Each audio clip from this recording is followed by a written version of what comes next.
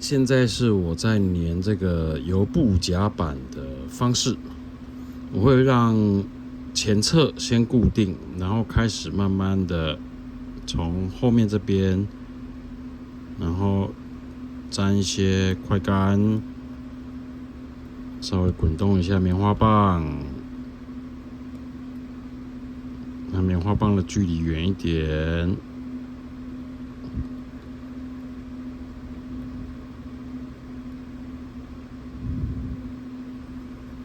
这样子沿路粘过来，其实这种油布夹板这个大面积的方格你不太会去大力的抠它，所以你只要有固定一侧，它的固定效果就会很好。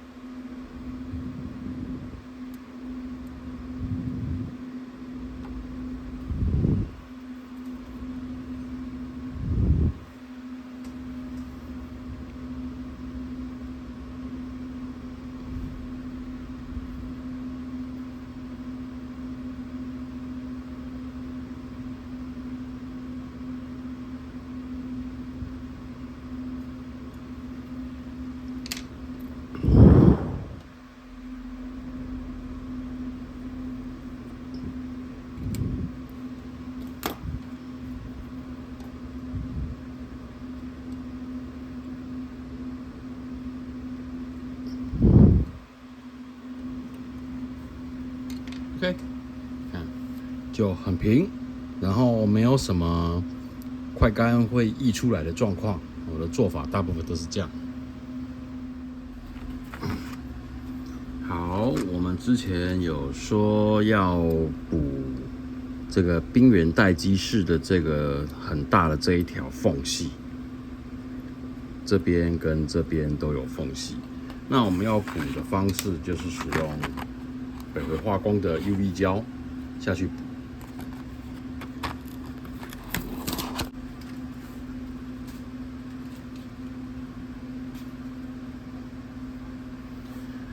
它的这些包装里面拆出来的东西，就有这个点胶棒，这一根针，然后一颗 UV 灯，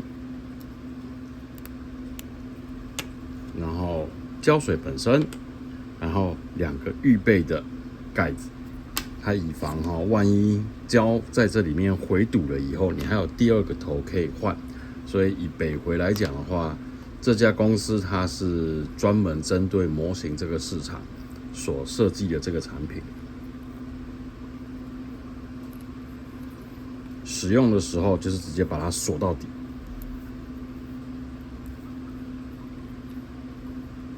它自然就开了。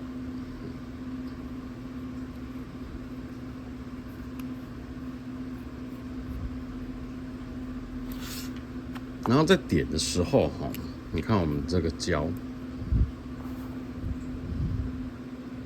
它是胶状，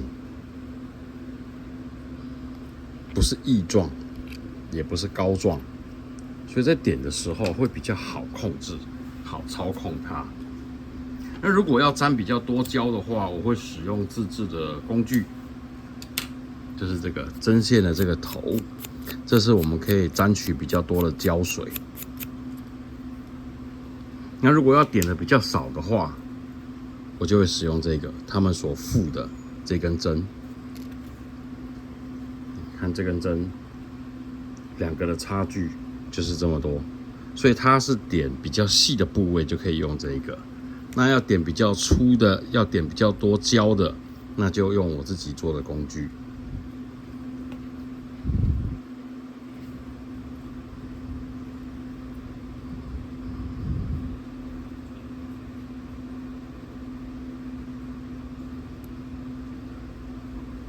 就这样点上去，3秒固化。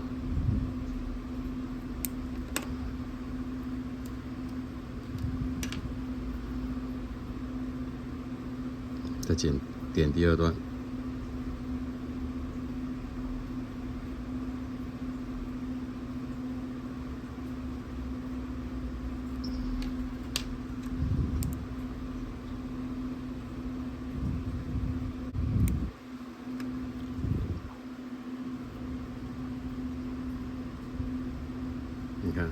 这样子几乎就一整条缝都快要补完了。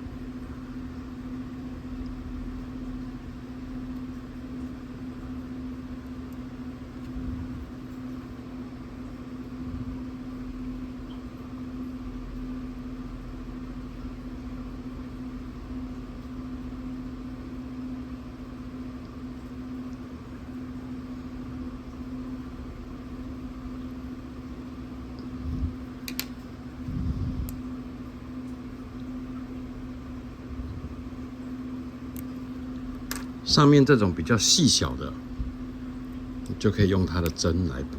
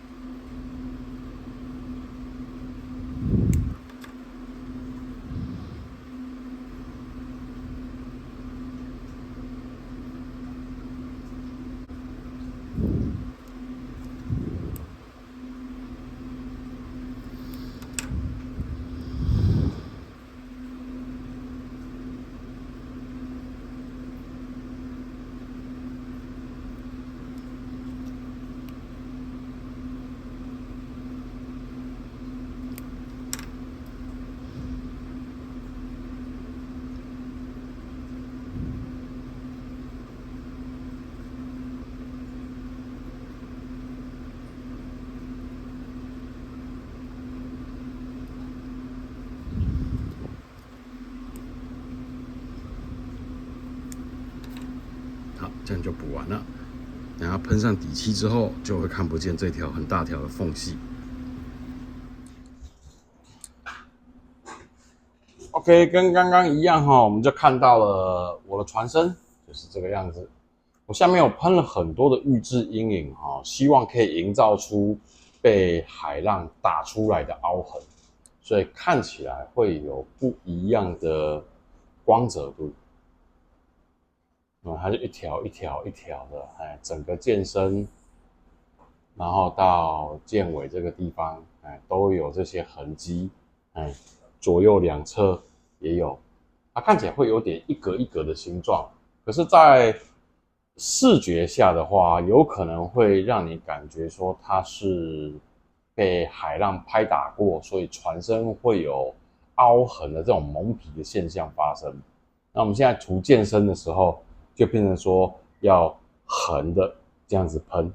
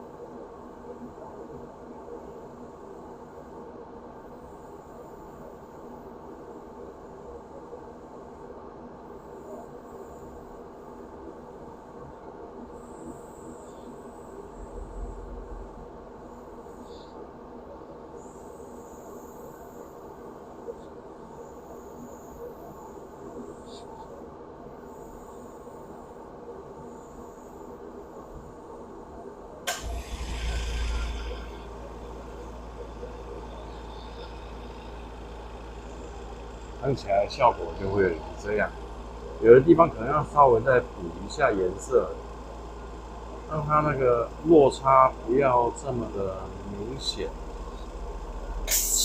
看起来会有点怪怪的。所以为什么我的漆大部分都会调得很淡，就是这个样子。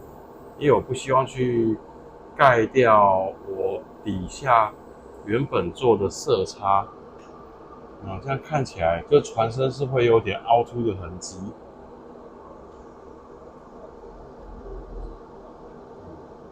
它是不平均的。好，那我们就喷整个船身。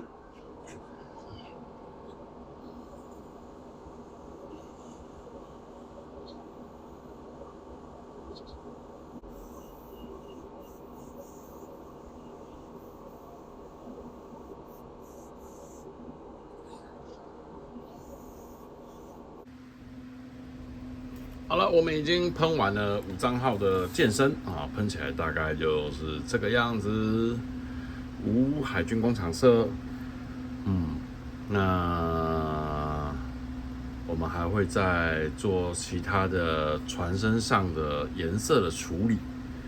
那我现在喷起来都还可以喷到稍微的有一点光泽，就会反光的状态，就是因为我把气压调得比较低。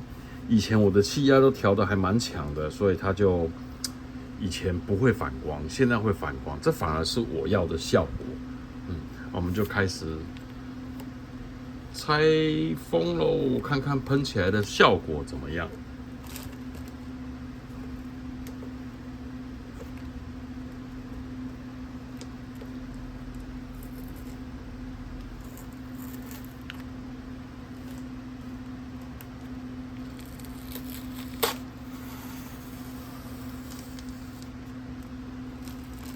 之前有说要补的，后来我也懒得补了。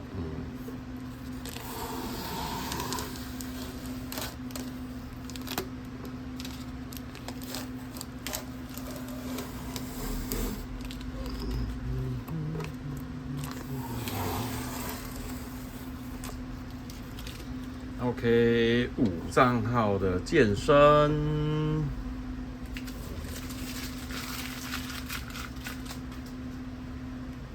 然后我们再来我再看一下有什么东西还没补的。如果都补完的话，那变成我们也要开始移除甲板上面的遮蔽，就可以开始粘舰岛上的东西。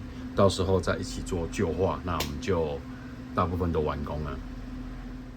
刚刚看了一下，没有什么要再补的地方了，所以我就决定把甲板的遮盖贴给撕掉，让甲板可以出来透透光啦。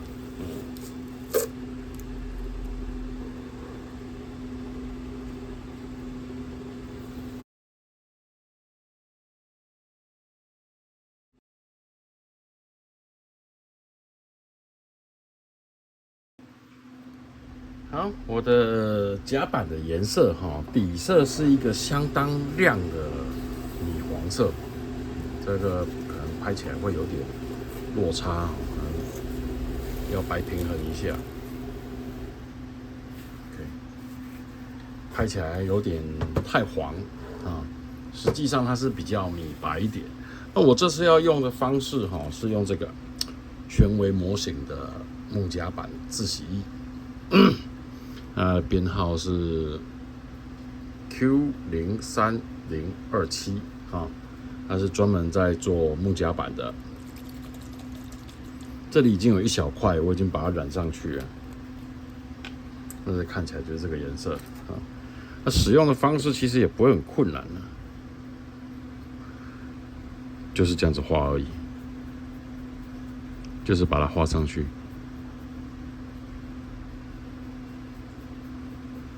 那到最后，我可能会把表面上再擦一次，再擦拭一次，让它颜色比较均匀一点。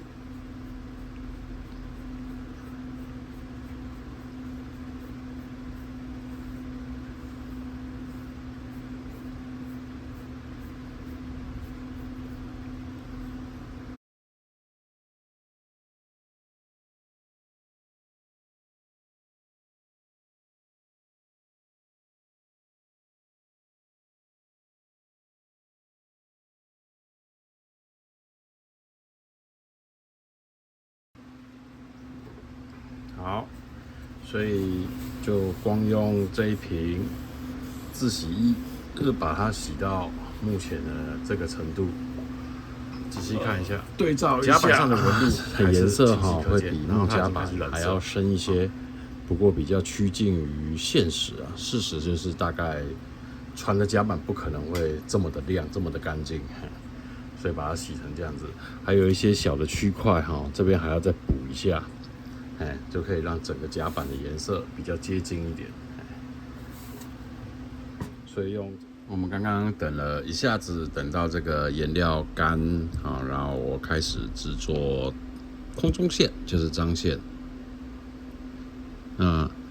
这个做法也是我第一次尝试。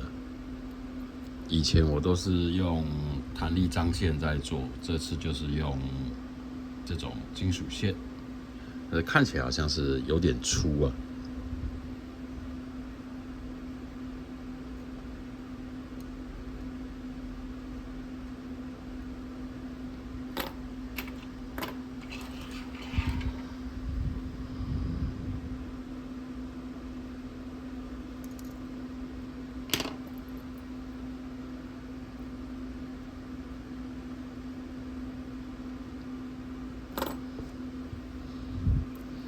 一样使用北回的这家公司所生产的 UV 胶，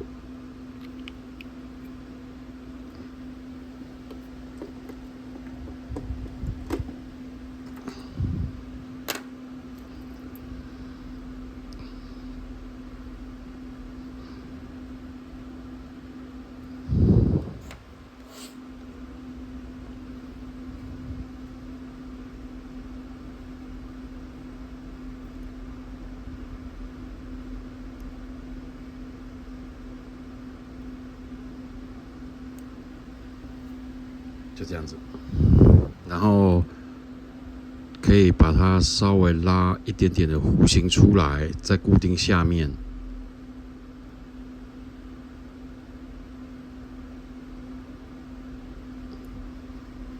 这样它就会有个弧度。那固定下面的话呢，你可以沾点 UV 胶。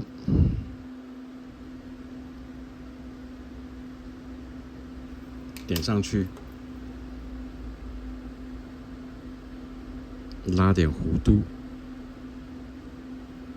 点个胶，开个灯 ，OK， 好，就固定了。这样就是第一条，它就是会有点弧线这个样子。所以我们的张线就是挂信号旗的张线就是这样子制作。这次的船身的旧化就没有用油画颜料来调制，直接用这个权威这家公司所出品的东西，然后它就是可以用一样是油性的溶剂去溶解它。那我们可以看到有些船身上面都会有一些类似盐分啊这些东西，所以我就是这样子慢慢点上去，有这个效果在。那比较深色的部分是使用这个舰船污渍效果液，它就是可以弄成这些缝隙里面的污渍的沉淀。那还有其他的，还有像这种灰色的，这个就是专门用在比较上层的甲板的脏污所使用的。所以使用方式大致上都是跟油画颜料差不多。那使用上就是比较不需要调制，要看效果的话，就是看你自己本身需不需要去稀释它。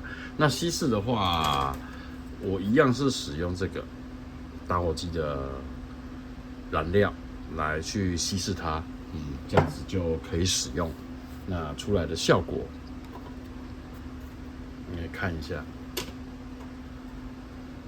就靠近水际线的这个地方，吃水线的这个地方，会有一层比较严重的盐分存在。然后上层的这些锈渍啊、油渍啊这些东西，是油画颜料跟水性的色铅笔所去画出来的。那甲板的看起来也会比较趋近于真实。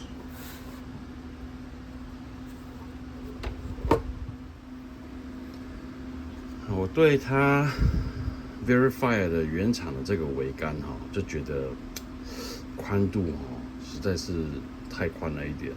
但是金属件，我想办法把它的角度稍微变更了一下，就发现这一根的位置并没有在它的接点之上，所以必须还是要把它拆掉，然后恢复成这个形状。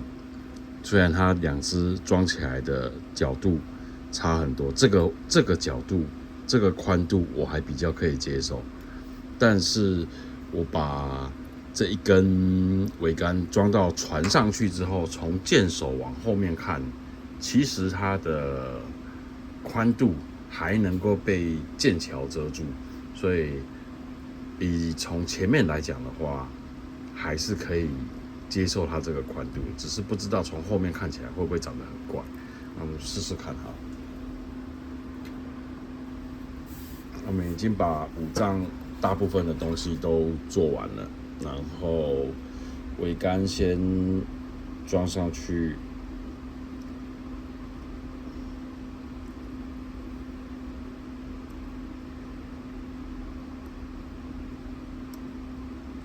试试看，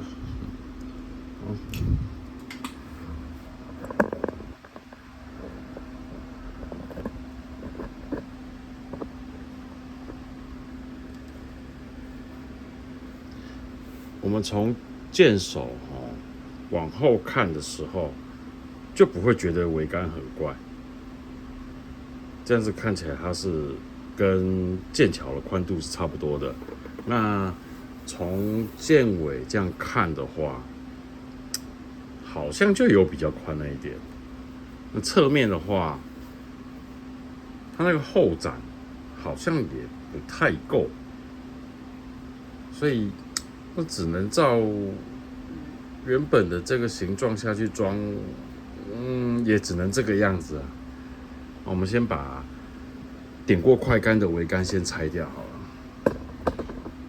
用火烧的时候，它就直接会把快杆给烧掉。但是因为有的零件非常的细小，所以一烧的话，有可能零件就直接融化掉。那我只能把它换成其他的东西来用这个解胶剂去洗它的快杆。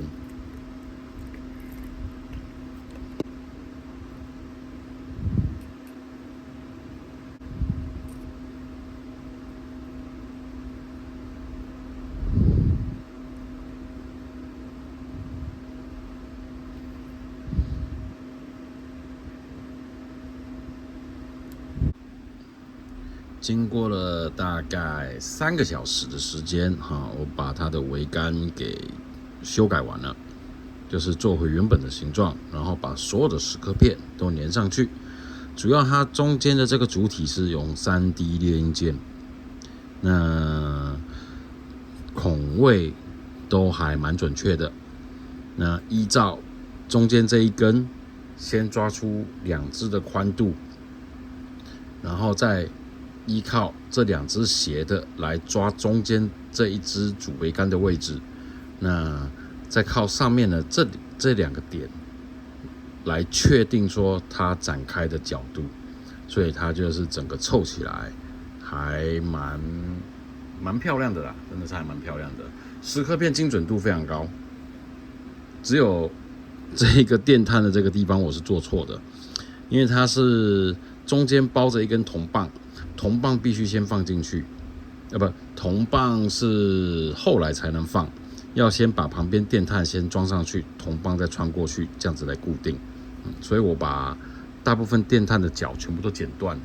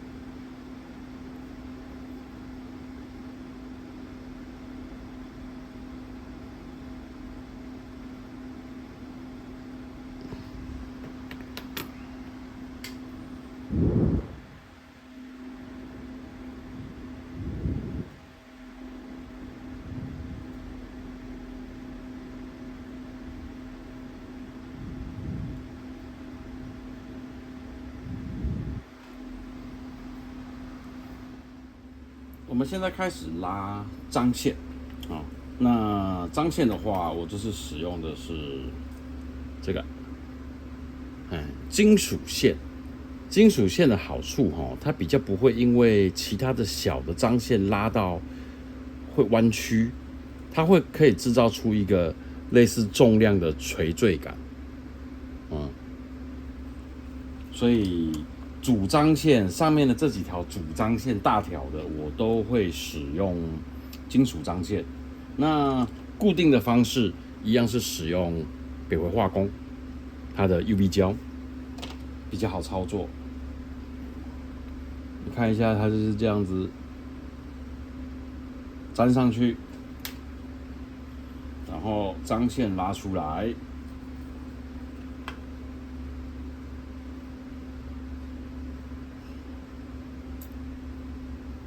张线可能要调整一下它弯曲的弧度。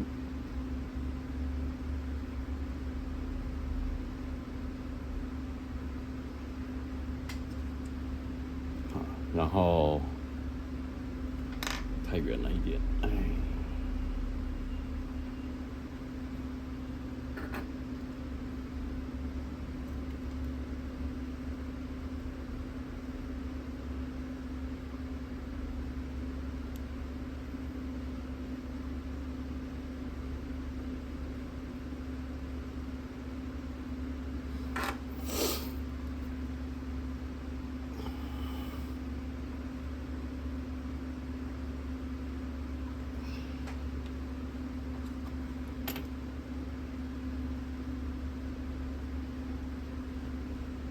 照久一点，那它可以让它的 UV 胶硬化的比较硬一点，等一下才不会掉。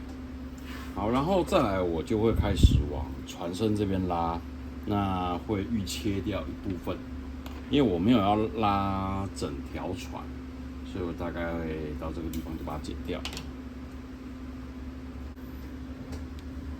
用的方式也是一样我们先把张线给牵过来，牵过来了以后，看一下它大概的位置，我们的固定位置，然后还要顾虑一下这条张线跟这一条张线两个的下垂的程度，要控制在一样的高度，你装起来才不会显得很怪。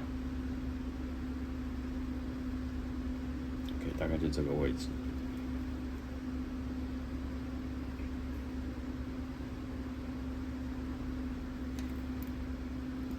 照理来说，它应该会有一个张线固定的位置，但这次野火它没有那个零件，还没有那个突出的那一个支架，所以变成说我必须要直接把它固定在塑胶件上。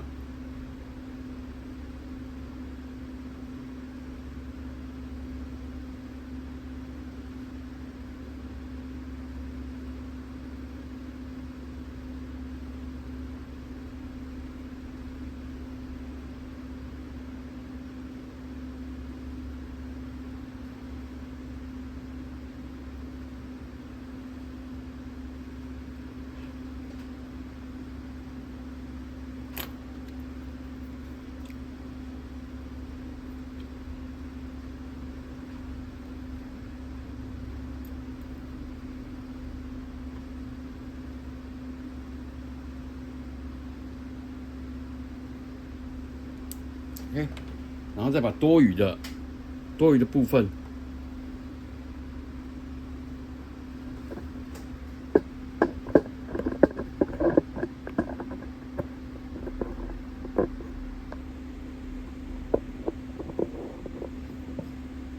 这个地方会有个多余的部分，就直接把它剪掉。OK， 在沾胶的时候就不要沾过多的胶，你沾了过多的胶，它在硬化的过程当中，它的化学反应之中有可能会产生白化现象。虽然北回的 UV 胶目前为止不太会白化，但是看到它的盖子上，你看它的盖子还是会有白化的现象，所以尽可能的去减少它的胶的分量，那你就比较不会有白化现象。毕竟我们整艘船已经上完色。好，我们再继续拉其他的张线。OK， 我已经把张线大致上都拉完了。那有严重的缺失，自己做的不好，就是这个地方做的不好。照理来说，它是这样子上来，应该要直角的下去，可是它这边就因为我懒得把它切掉，用同一条直接接下来，那就造成了它后面是翘起来的。这个是金属线，所以就会有这种状况发生。那为什么我要使用金属线？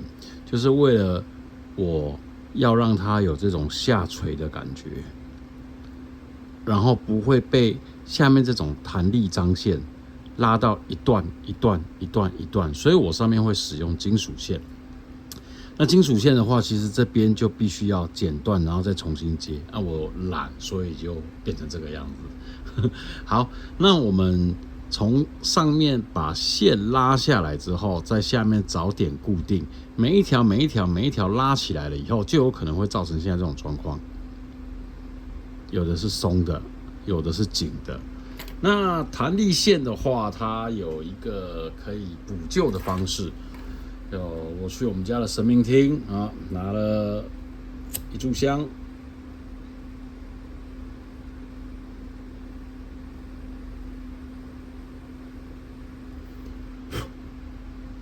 好，然后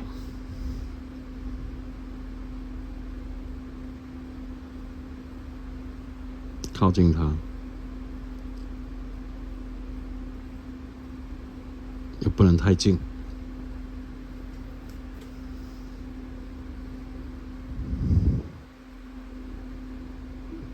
要找好角度再去靠近，不然就断掉了。对，像这样。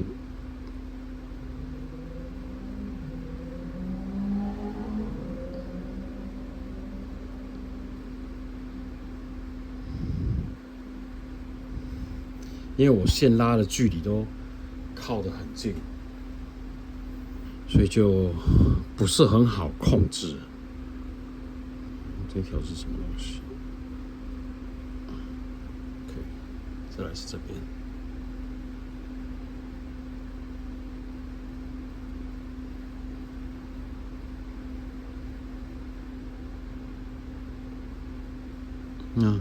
它很明显的就直接就拉紧了。那现在变成说我还要再补救一下刚刚断掉的那一条。